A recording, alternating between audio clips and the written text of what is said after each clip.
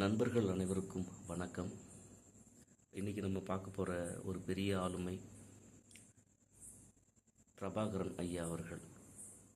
இலங்கையில் அந்த தமிழ் நம்ம சகோதர சகோதரிகள் ஒரு காலகட்டத்தில் அவங்கள் அடைந்த அந்த பெருந்துயர் உலகம் அறியும். அறம் இல்லாத ஒரு போர் நடந்த அந்த களம், அந்த மக்களுடைய துயரங்கள் எல்லாருக்குமே நினைவில் இருக்கும். தமிழர்கள் இனி இப்போ வரக்கூடிய இளைஞர்கள் அந்த வரலாறுலாம் நீங்கள் தெரிஞ்சிக்காமல் மேலே வரக்கூடாது.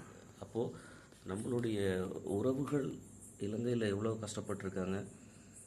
அப்போது ஒரு அண்ணனாக ஒரு தலைவனாக அந்த மக்களுக்காக குரல் கொடுத்த ஒரு பெரிய ஆளுமை பிரபாகரன் ஐயா அவர்கள். ஒரு பெரிய லீடர் அவர். அது என்னமோ தெரியல, இந்த பெரிய பெரிய ஆளுமைகள் மேலே ஒரு சின்ன சின்ன விமர்சனங்கள் வைப்பாங்க, பெரிய விமர்சனம் கூட வைப்பாங்க. இன்னும் வரலும் இந்த ஒரு ஒரு ஒரு சின்ன சின்ன சந்தேகம் வருது. அதாவது ஒரு உயிரை கொல்றது எப்படி அன்பாக இருக்கும், என்ன இருந்தாலும் நீ செஞ்சதும் தப்பு தானே அப்படின்னு சொல்லுவாங்க.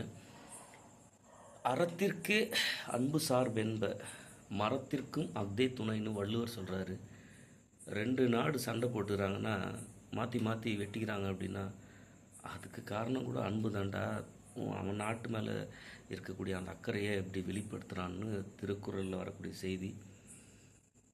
எப்படி சேகுவாரா, ஃபிடல் காஸ்ட்ரோ ஒரு பெரிய லீடர்னு நம்ம கவனிக்கிறோமோ படிக்கிறோமோ, இன்றைய இளைஞர்கள் நீங்கள் பிரபாகரன் ஐயாவை தெரிஞ்சுக்கங்க. ஏன்னா அப்போதைய அரசியல் தமிழ்நாட்டின் அந்த முதலமைச்சராக இருந்த எம்ஜிஆர் அவர்கள் கூட இவருக்கு உதவி செய்கிறாங்க.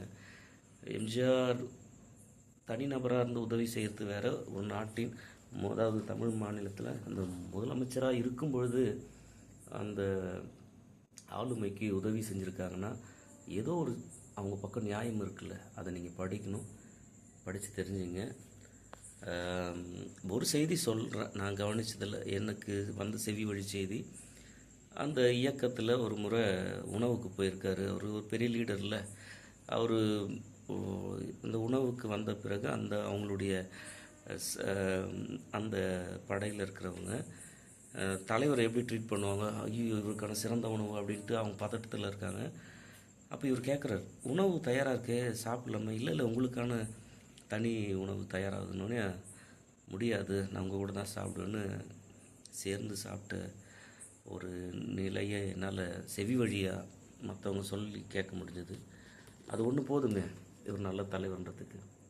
படிங்க. எப்பொருள் யார் யார் வாய் கேட்பினும் அப்பொருள் மெய்ப்பொருள் காண்பது அறிவு. படித்து தெரிஞ்சுங்க. நன்றி, வணக்கம்.